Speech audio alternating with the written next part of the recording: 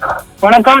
ஜனநாயக திரைப்படம் தொடர்பான மேல்முறையீட்டு வழக்கில் விசாரணை 21ஆம் தேதிக்கு ஒத்திவைத்து தற்பொழுது தலைமை நீதிபதி அமர்வு உத்தரவு பிறப்பித்திருக்கிறார்கள்.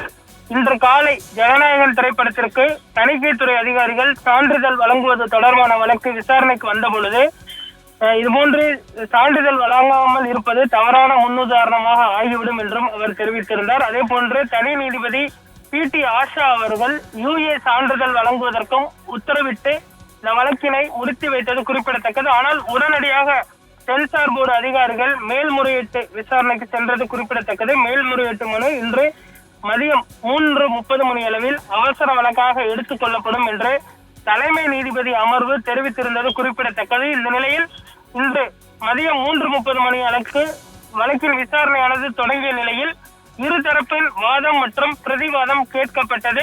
தயாரிப்பு நிறுவனத்திடமும் நீதிபதி அவர்கள் பல்வேறு கேள்விகளையும் எழுப்பியிருந்தார். அவசர கதியில் தணிக்கைத்துறை அதிகாரிகளுக்கு சான்றிதழ் அளிக்க கோருவது ஏன்?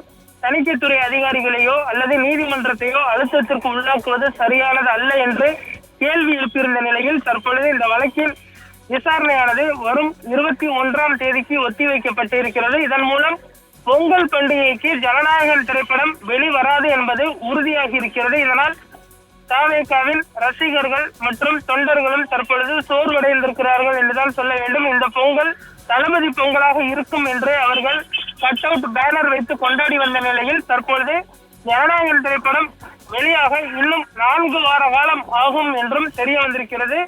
பிப்ரவரி முதல் வாரத்தில் தான் படம் வெளியாகும் என்றும் எதிர்பார்க்கப்படுகிறது. பொங்கல் பண்டிகைக்கு முன்பு வெளியாகும் என்று எதிர்பார்க்கப்பட்ட நிலையில் ஜனநாயகன் திரைப்படம் அதிகாரப்பூர்வமாக தள்ளி போகிறது. தயாரிப்பு நிறுவனம் இதை இன்னும் அதிகாரப்பூர்வமாக உறுதி செய்யவில்லை. இருந்தாலுமே கூட நீதிமன்ற தீர்ப்பின் மூலம் திரைப்படம் தள்ளி போவது உறுதியாகி இருக்கிறது.